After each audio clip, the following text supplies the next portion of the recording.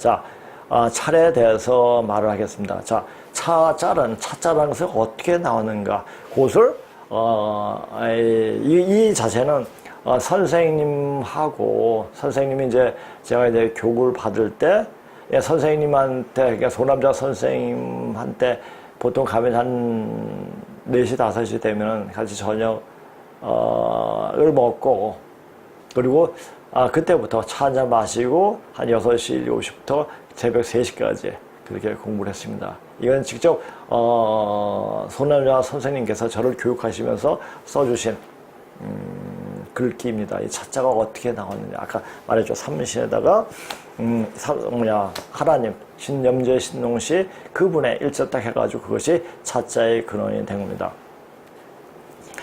자, 우리가 일반적으로 이제 차례는 어떻게 생각하고 있습니까? 차례는 음력 매월 초 하루나 보름날, 명절날, 조상 생일날 등에 지내는 제사로 일반적으로 알고 있고, 일반 사전이나 백과사전 같은 곳에서는 그 말이 명칭의 유래는 이시 조선시대 관홍상제의 규범이었던 주자의 가래, 차례와 형식이 같은 참례나 천실례라는 제의가 있었는데, 제사의식이라, 제의라는 말은 뭐죠? 제사의식이란 말이죠. 제의가 있었는데 그 내용 가운데 차를 올리는 절차가 있는 것으로 보아 여기에서 유래한 듯하다고 쓰여져 있는데 참으로 무지몽매한 말이 아닐 수 없다. 자, 이거예요. 그러니까 조선시대 때 모든 자체를 완전 뒤엎어버렸어요. 그러니까 우리는 나한테 중국의 본을 두고 이렇게 되어 왔기 때문에 우리는 우리가 스스로 할 것이 없다. 이렇게 하고 우리 것은 우리 본래 대륙부터 갖고 왔던 말과 언어 그리고 생활 습관까지 다 뒤엎어버린 거죠. 역사에 대한 올바른 이해 없이 하는 말들이 그대로 이어져 혼도 정신도 다 잊어버려 뿌리 없는 나무처럼 흔들리는 것이 바로 우리들의 모습이다. 이렇게 우리 근본 역사를 말하는 차라는 글자마저도 어떻게 해서 생겨났는지도 모른 채 막말만 일삼아 왔으니 이 나라가 근본을 잡을 수가 없었던 것이다. 조선이나 한 그리고 차라는 문자 속에 우리 조상님들이 나라를 세우는 과정이 말해주고 있는데도 엉뚱한 말인 당군을 끄집어내어 우리 정신을 몽매하게 만든 것, 몽매한 나보다 더 피폐하게 만들었죠. 심지어는 터닝 포인트 되는 시점에 이때 뿌리를 제대로 찾지 못해 몰살당하는 일이 몰살이에요. 몰살.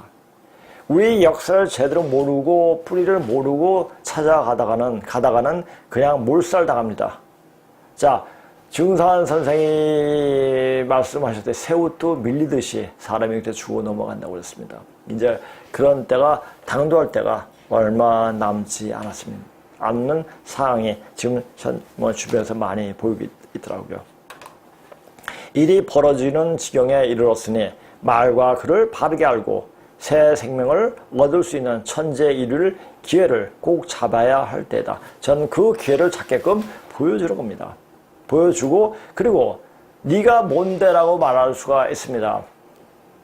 저는 수행을 했고 이런 공부를 했고 그래서 이 공부를 하면서 제 1급 장애였던 그냥 머리만 움직이고 고개만 까딱까딱거리고 몸이 마비되었던 그 몸이 살아났던 거예요.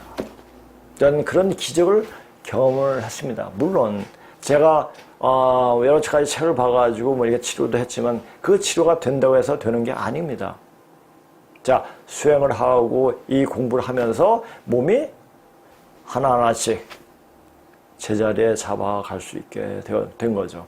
그러면서 사람을 알게 되고 사람의 몸을 알게 되고 하면서 이것을 더 이 공부가 바로 나를 살리는, 우리를 살리는 바로 그런 공부구나 하는 것을 명확히 알았죠. 제가 산에서 떨어지고 암벽 타다가 떨어지고 다쳐서 1년 후에 선생님을 찾아뵀더니 하나님 공부를 했기 때문에 너는 살았다 라는 말씀을 해 주시더라고요. 그 말을 들었을 때는 조금 이제 좀 위안이 그래 고생했 이런 말을 들었으면 좀 아쉬운 섭섭한 말 생각도 했지만 지금 다 돌이켜 생각하면 그 말씀이 너무나 귀중한 말씀이었다. 하나님 공부했기 때문에 네가 살았다. 그래서 저는 지금 이 방송을 들으신 분들에게 말하고 싶은 것은, 자, 이 공부를 하면 반드시 생명에 어떤 샘물, 물을 얻게 되는 것입니다. 얻게 되는데 얻어서 되는 겁니까? 그것을 마셔야 되죠. 마시게끔 자기 자신을 계속 몸을 만들어야 됩니다.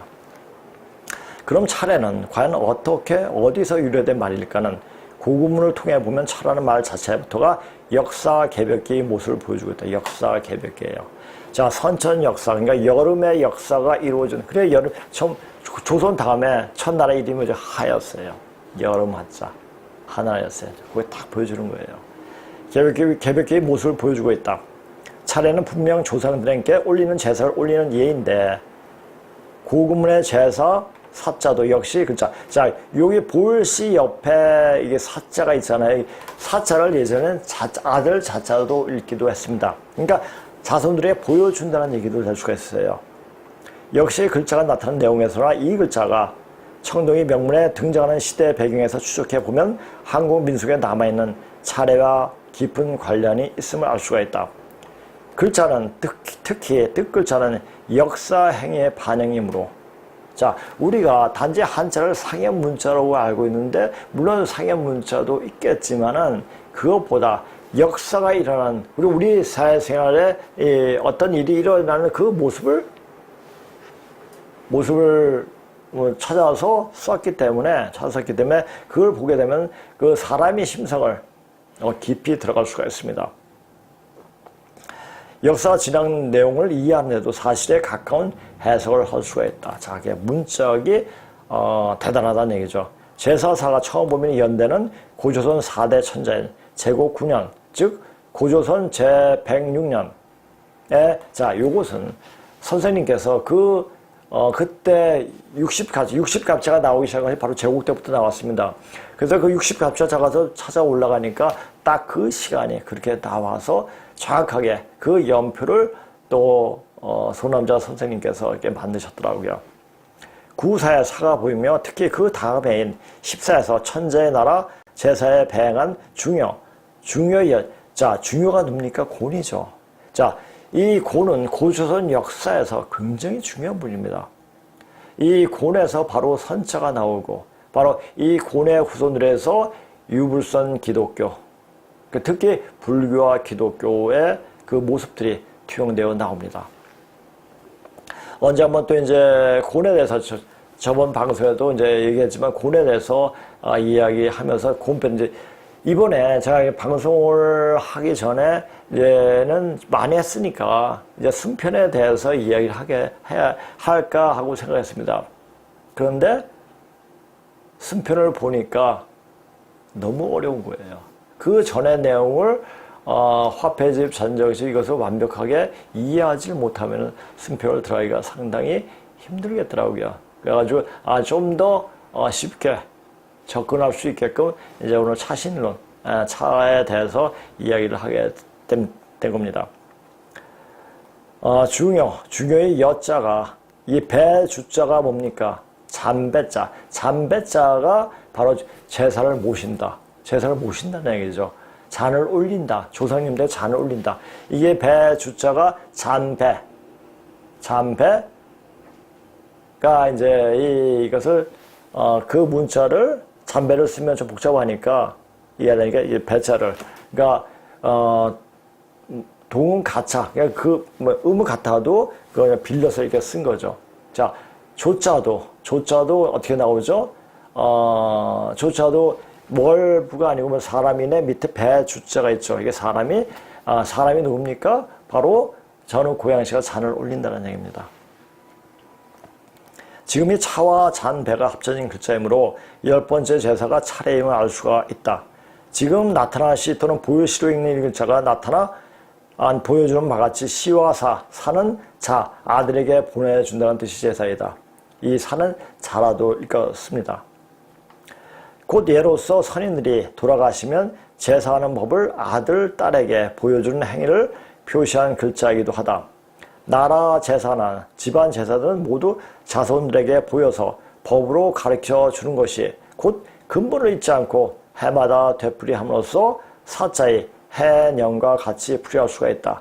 우리가 이 제국시대는 1년을 사자로 썼고 이 제사 사자로 쓰고 어떤 애는 은나라 때는 세자로 쓰고 그러니까 세월 세자 세월 할 때 또 어느 때는 연자로 쓰고 이게 왕조마다 틀립니다.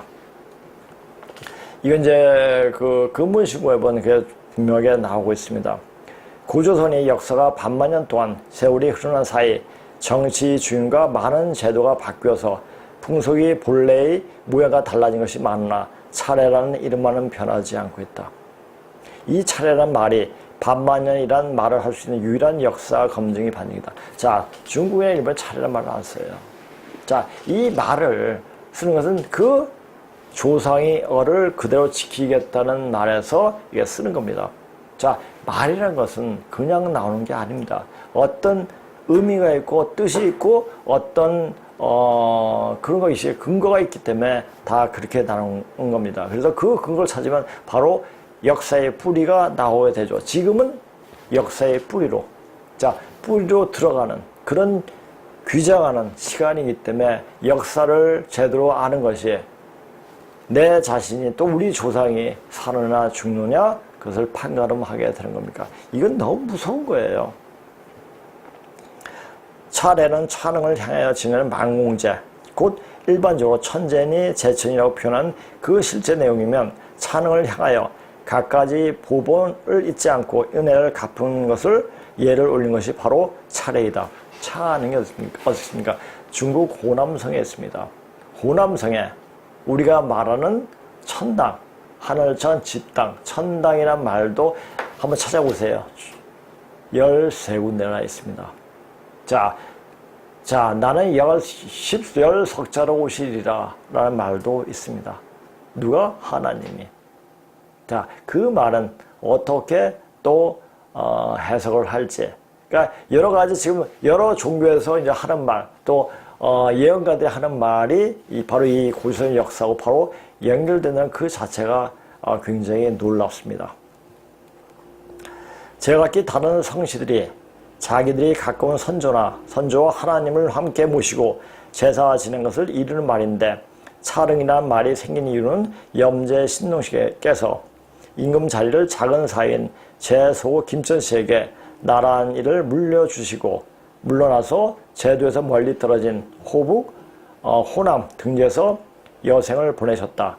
그곳에서 상가 들에 스스로 자란 초목의 열매, 줄기 뿌리 등을 몸소 맛보시며 왜 그렇습니까? 한약을 밝혀주시게 돼. 이것은 사람한테 이롭다, 이건 사람한테 해롭다. 이것을 아시기 위해서 다 맛을 보신 거죠. 아, 이것은 어디에 좋고 어디에 좋구나. 자, 그것을 맛보고 그것을 아시게 된 거죠. 그런데 이제 맛보시다가 단장초라는 장이 끊어진 그 풀을 먹게 돼. 그래서 돌아가시는데 한 번은 이제 그걸 어떤 다른 독초를 마시고 아주 굉장히 위독하실 때 어떤 개가 아픈 개가 차나무에 가서 냄새를 맡고 좋아진 걸 보고 그때부터 차를 음용하기 시작하셨죠. 자, 살아갈 수 있는 새로운 것을 찾아 가려내실 때 먹어서 독이 되는 것을 만났을 때 해독하는 명약으로서 차입을 달여 마시는 법을 찾아내셨다. 자, 차를 하루에 머그잔으로 한 2-3잔 먹어보십시오. 몸이 굉장히 좋아집니다. 제가 쭉 강의를 할 때 이제 보통 6시부터 11시, 12시까지 강의를 합니다. 했는데 이제 처음에 하다가도 10시나 11시 마지막 타임에는 거의 목소리가 나오지 않습니다. 그래서 어떻게 해가지고 이제 강의를 했는데 공부를 하면서 차를 본격적으로 마시셔야겠죠. 그러고 나서부터 목이 잠기질 않더라고요. 제가 지금 이렇게 강의를 해도 거의 1시간 반, 1시간 40분, 2시간까지 이렇게 하는데도 목이 잠기지 않습니다. 물론 간혹가다 이제 물을 마시기도 하지만은 그 이유는 목이 아주 좋아졌기 때문이죠. 왜 그러냐? 차를 계속 음용을 했거든요. 그러니까 이 공부를 하면서 집에 차가 있었지만 차에 대해서 별로 그다지 별로 손이 안 갔기 때문에 먹지 않았습니다. 먹는 법도 모르고. 근데 이 고문을 공부하면서 본격적으로 차를 마시게 됐죠. 하여튼 차를 많이 마시다 보면 몸 안에 있는 나쁜 독소가 많이 배출이 되니까 차를 많이 마시면 참 좋습니다. 달에 마시는 법을 찾아내셨다. 당시 사정으로는 이 차가 유일한 해독제였으므로 널리 음용하는 법을 가르쳐 위급시 구해주는 약이 되었으며 지금도 차는 일상 음료로서 돋보이는 음료로서 과학적인 분석과 응용법을 연구하여 귀중한 음료가 되고 있다. 신농식께서 돌아가시게 된 원인은 단장초. 자, 아직도 이때 아주 예쁘게 생겼다고 하더라고요. 이 단장초가 이것을 맛보시다가 이게 단장초는 장을 끊어뜨려서 죽이는 맛보시다 이승을 마감하셨다고 기록되어 있으며 몸소 사람을 사랑하시는 마음이 몸보이가 되셨다. 그런 까닭으로 돌아가시고 묻히신 산소 이름마저도 찬응이라고 불리게 되었고 때마다 조상님들께 예를 올리는 것을 차례라 하는 이유는 바로 찬응, 즉 하나님께 예를 올리는 말에서 유래되었음을 알 수가 있다. 자, 이 차에 대한 그 자료는 굉장히 많이 준비해 놓고 있습니다. 그래서 다음에 이제 차신론에 대해서 또 이제 이야기할까 합니다. 그러니까 제가 이제 공부할 때 그 당시에는 뭐 이렇게 사람들한테 알리려고 이렇게 많이 있는 것을 그때는 애들 가르치고 근데 순전히 공부를 하면서 이 자료를 다 치면 이 독수리 타법에서 이제 타자를 정식으로 배운 게 아니라 독수리 타법을 하는데도 이것을 다 정리해 놓고 있었기에 이렇게 뽑아서 쓸 수가 있는 겁니다. 그러니까 그때 생각하면은 참 잘했다라는 생각이 듭니다. 자, 이제 터닝 포인트에 대해서 조금 이야기하고 끝내겠습니다. 자, 두 원형 그대로의 극단과 연상되는 본래의 상이란 이 상은 뭐죠? 우리가 눈에 보이지 않는 현상을 상으로 표현할 수가 있죠. 뭐 상수학도 그렇고 뭐 수로 다 표현하고 그것이 우주 원리 어떤 진행 상황의 모습을 나타내죠. 이 전체적으로 그것을 말할 때 상이란 말로 표현합니다. 상이라는 관점에서 음은 반응하고 통합하고 협력하는 행위. 자, 음은 그래요. 자, 팽에 상응해서 해석될 수 있으며 양은 공격적이고 팽창하고 경쟁적인 행위로서 해석되는 것처럼 보인다. 자, 그래서 앞으로 오는 세상은 음이 시대. 자, 지천대 괴가. 자, 음이 위에 있고 밑에 양이 있는 그런 지천대 괴로 바뀌게 됩니다. 그래서 그 사회는 좀 더 온화하고 통합하고 부드러운 그런 세상이 되는 겁니다. 그러나 선천 세상은 양적인 세상이었기 때문에 서로 싸우고 팽창하고 서로 경쟁하고 이런 식으로 많이 벌어졌습니다. 그러면 이 시대가 좋냐 저 시대가 좋냐 말할 수 없고 그러하기 때문에 그런 시대의 조류가 그러하기 때문에 그러했다라고 이야기할 수가 있는 거죠. 자, 이제는 바뀔 때가 됐습니다. 이제 바뀌고 무엇이 바뀌어야 되느냐? 생각 자체가 그리고 몸이 바뀌어야 됩니다. 어떻게 바뀌냐? 자, 이제 선천의 몸이 아니라 후천의 기운. 후천의 기운이 뭐라고 그랬죠? 숙사 기운이에요. 그냥 익지 않으면 죽여버려요. 쭉쟁이로 남겨버리죠. 쭉쟁이로 남겨버리기 때문에 축쟁이 되지 않게 해서 후천의 기운에 맞는 몸을 만들어 줘야 됩니다. 자, 후천의 몸을 만들어 줄 때 가장 필요한 것이 뭐냐? 바로 태울줄 수행입니다. 그런데 태울줄은 누구나 할 수 있어 아무나 할 수 있는 주문이 아니에요. 그렇다면은 이미 태울줄 할 수 있는 사람은 이미 살 수 있는 기운이 붙어 있다는 얘기입니다. 붙어 있을 뿐이지 살 수 있다는 것은 아니죠.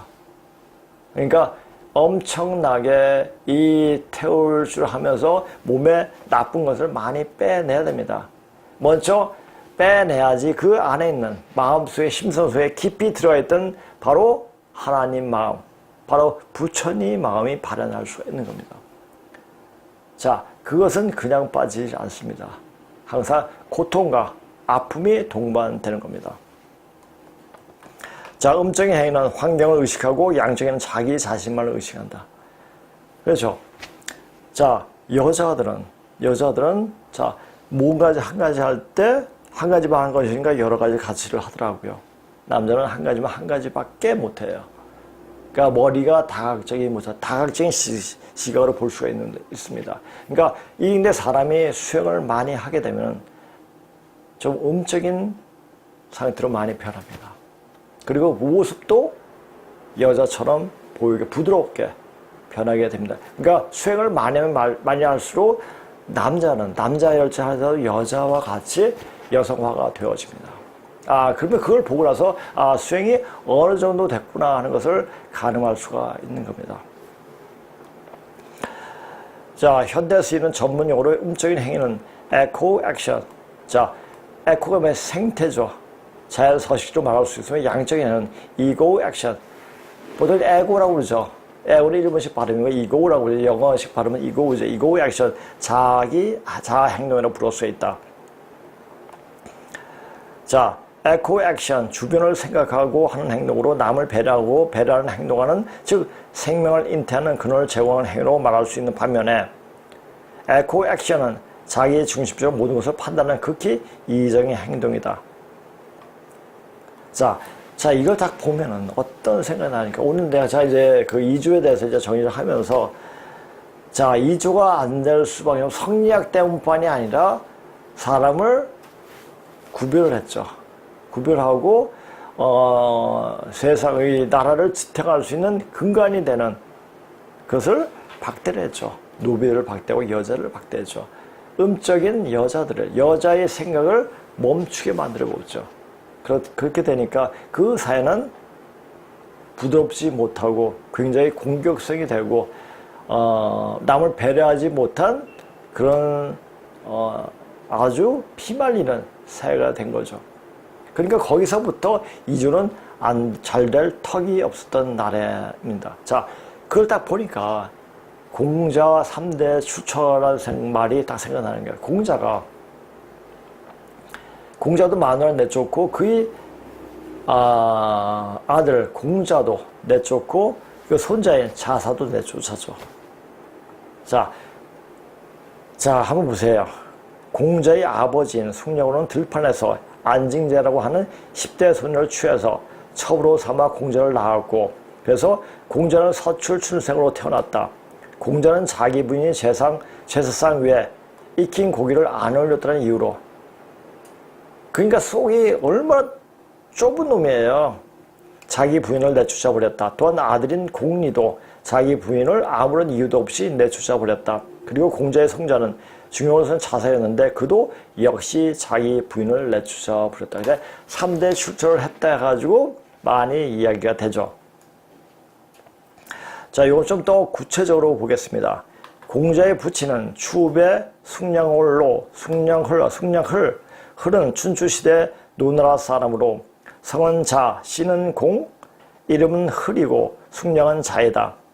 추인홀, 추숙흘이라고도 불린다. 이는 양공 시절 추업이 대부였기 때문이다. 시씨를 아내로 얻어 딸 9을 낳았고 아들 맹피가 하나 있었다. 맹피, 이 말 자체가 불구라는 말이라고 하더라고요. 이후에 동료 무사이자 친구였던 안양의 셋째 딸 안징제라는 아내를 맞아 들판에 있는 니구산에 들어가 기도하여 사이에서 공자를 낳았다. 안씨는 그 일을 부끄러워하여 아들에게 무덤이 있는 것을 가르쳐 주지 않았다고 후하니 유학자 정연이 기술했다. 야합이란 단어를 맨 처음 쓴 사람은 사마천이다. 훌과 안씨여 야합 이 생공자다. 숭렬과 안징제라는 여자는 야합을 해서 공자를 낳았다 라고 기록한 것이 그 근거다. 70세의 숭량흘은 동료 무사이자 친구였던 안양의 셋째 딸 66세 안징제와 야합해서 공자를 낳았다. 니구산에 기도해서 공자를 얻었다. 이는 사마천이 사기 전 공자 세가편에 나오는 말이다. 숙녀는 늙었고 안징자가 어려서 정년기에 혼인한 예절, 즉 비녀 꽂는 예를 올릴 수가 없었기 때문에 야합이라고 했다란 말을 합니다. 또 야합이란 말이 구체적인 내용은 70세의 숙량흘과 16세의 안징자 사이에서 공자가 태어났단 말이다. 숙량흘은 그 이전 첫 번째 부인 시씨에게는 딸 9을 놓고 두 번째 부인은 아들 하나를 낳았다. 아까 맹피였죠. 이 아들은 논에서 공자의 형으로 소개되는 맹피로 다리를 저는 등 문제가 있었던 사람이다. 맹은 큰 아들이란 뜻이고 피는 신체에 장애가 있다는 뜻이다. 그러니까 우리가 강아지 이름을 지을 때 뭐 코에 점이 있으면은 뭐 점돌이, 뭐 점순이, 뭐 이렇게 부르잖아요. 똑같은 거예요. 그러니까 사람을 사람으로 이야기를 안 하고 그렇게 이름을 줬다는 얘기는 뭡니까? 공자는 천한 인간이었다라는 얘기죠. 공자가 아니죠. 그러니까 숙량을 이 맹을 그렇게 본 거죠. 맹피를 신체에 장애가 있다는 뜻이다. 안징자는 세 번째 아내는 셈인데 니구산에 기도하여 공자를 얻은 다음에 중리라고 했으며 혼자 그 근처 산자락에서 공자를 키웠다. 니구산 자락에서 태어난 공자는 7, 8세쯤 돼 당시 노나라 수도인 곡부로 옮겨왔다. 권리 어디쯤 살면서 외할아버지의 영향을 받았던 것으로 생각된다. 공자는 19세 이후 결혼하여 아들을 낳았는데 노나라 소공이 등남을 축하하여 잉어를 보내왔다. 이를 기념하여 잉어 리자를 써서 리라 이름을 주었다. 공리라고 줬죠. 그래서 그런 사회생활을 한 기록이 보이는데 이는 참으로 미미한 한직이었다. 작은 마을에 수납관이 되어서 세금을 걷어들이거나 가축을 관리했다고 한다. 공자 스스로도 자신이 젊었을 때 천한 사람이라고 했고 사마천도 그러한 기록을 했던 점으로 보아 공자에게는 이어받을 만한 어떠한 기득권도 없었던 것 같다. 공자는 그래요. 자, 그러니까 여기서도 맹피가 숙량허울이 아들인데 이름을 왜 이렇게 줬을까요? 난 이제 그게 좀 의문입니다. 자, 여기서 이제 이런 생각 가지고 그 유학이 나왔고, 자, 수리부작. 나는 옛날 말을 적기만지 짓지 않았다 말 자체도 무슨 거짓말이었죠. 그래서 먼저 사기를 쳤죠. 사기를 쳤는데 그 사기를 친 것을 가지고 그것을 이제 어떤 건국의 개국 인형으로 쓴 거죠. 누가? 이성계 이씨 왕조가. 그러니까 거짓말로 만들어진 그 학문을 어떤 나라의 통치 원리로 썼다는 그 자체는 뭡니까? 그 나라는 거짓투성이 이미 태어나지 말았어야 할 나라라는 거죠. 자, 노무현이 말했듯이 대한민국은 태어나야지 말아야 할 나라였다. 이 말은 이씨조선은 태어나지 말아야 할 나라였다라고 말할 수가 있는 겁니다.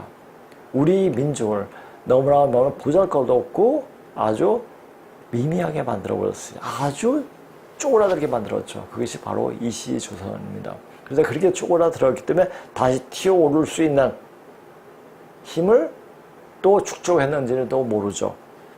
그러나 지금 되어보는 거 보면 자, 이런 공부를 많이 하는 사람, 제도 정신이 바뀌어서 우리 민족이 누구다, 우리가 누구다라는 사실을 알고 아리랑이 무엇을 이야기하는 줄 알면은 우리 자신에 대해서 그냥 소홀히 생각하면서 보낼 것이 하나도 없습니다.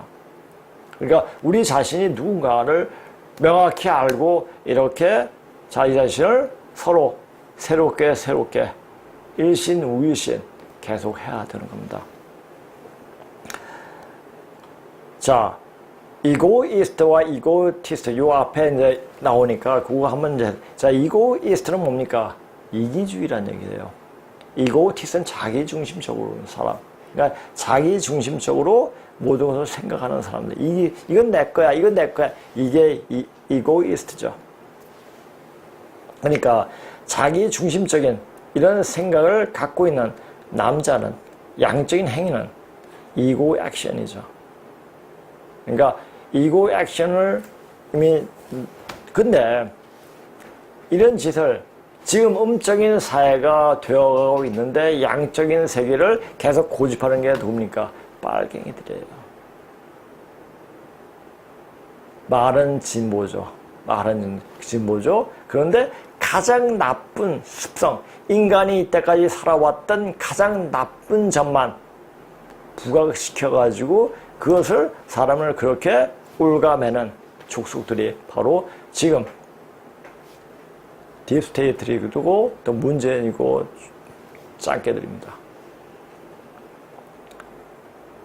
자, 인간의 행동엔 두 가지 종류는 지식이 두 종류 혹은 의식이 두 모델과 깊이 아주 밀접하게 연관되어 있는데 이는 세대에 걸쳐 인간이 마음의 특징을 나타내는 특성으로 혹은 인식되어 왔다.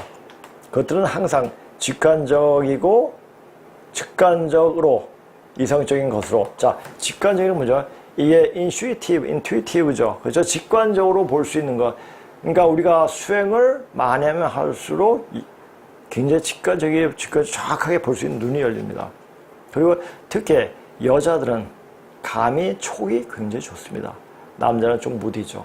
근데 남자가 남자라도 수행을 많이 하면은 이 감각 자체가 굉장히 열립니다. 직관력이 굉장히 뛰어납니다. 직관력이 뛰어나고 그 사람이 어떠한 상태인가 그 자체도 그냥 읽어버립니다. 그래서 수행을 하게 되면 그 사람의 몸이 이 기혈이 흐트러진 모습을 볼 수 있게 되죠. 그러면서 사람을 치료하는 겁니다. 자, 흔히 남자 무당은 무당이라고 하죠. 여자는 그냥 무당이라고 하고. 자, 그건 뭡니까? 남자는 무당이 별로 자격이 없다는 얘기예요. 그 무당도 그러니까 신을 부르고 신을 접신하는 거죠. 자, 근데 이제는 접신을 해간 그런 무당이 되어서는 안 나오고 신을 부릴 수 있는 그때 상황에 따라서 신을 불러가지고 해갈 수 있는 그런 무당이 되어야 됩니다. 그 무당은 천지 기운을 응용할 수 있는 그런 무당을 말하죠. 무당이란 말을 하니까 굉장히 이상하게 들리시는데 무당은 없을 무자의 집당자예요. 지금 말하는 건 춤출 무자가 아니고 당이 없어요. 이당 저당 버려야 돼요. 이당 저당 버리고 그리고 제대로 된 자기 자신을 찾아야지. 그게 바로 무당. 그게 하나의 얽매는 곳이 없어야지 마음이 열립니다. 이것은 내 거, 저것은 네 거 하다가는 아무것도 되지 않습니다. 자, 이제 공부를 하다 보면 무당이 됩니다. 이파도 무당, 구타는 무당이 아니라 무당, 없을 무자의 집당자.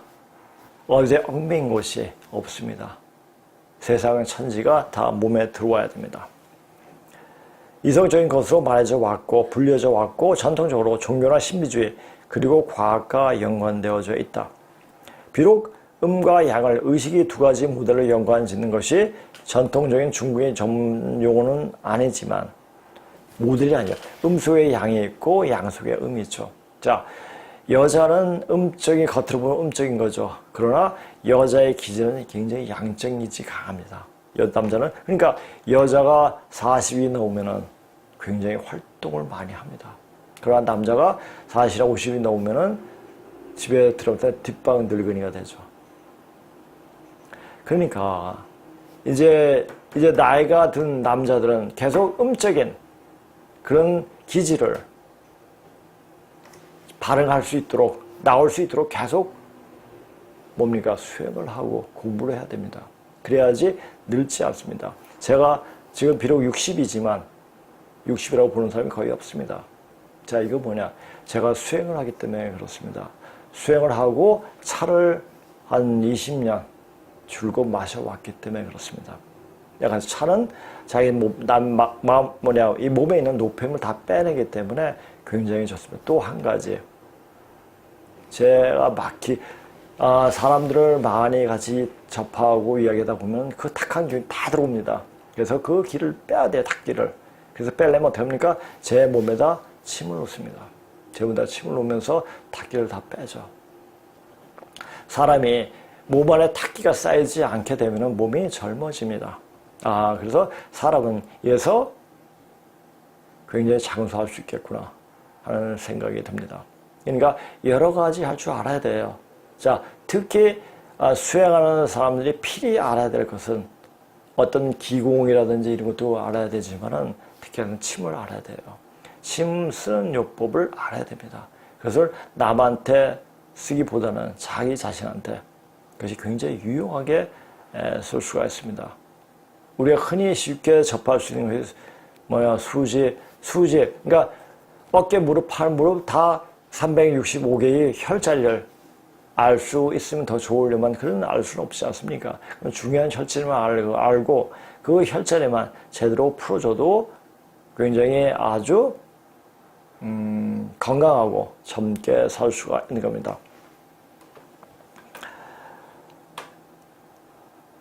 자, 일반 고대상 비유적 묘사가 이 자연스러운 확장인 것처럼 보이고 우리 토론에서 그렇게 보여줄 것이다. 계속 이런 얘기가 나올 겁니다. 근데 제가 이제 이 터닝 포인트를 번역을 한 줄을 하다 보면은 5만 가지가 생각이 나는 거예요. 그동안 공부했던 여러 가지 사항들 다 정리가 되기 때문에 그래서 이제 일률적으로 쭉 해서 해석을 한 게 아니라 이렇게 제가 이제 삽입을 해가지고 제가 생각나는 대로 그래서 이렇게 이야기를 하고 있습니다.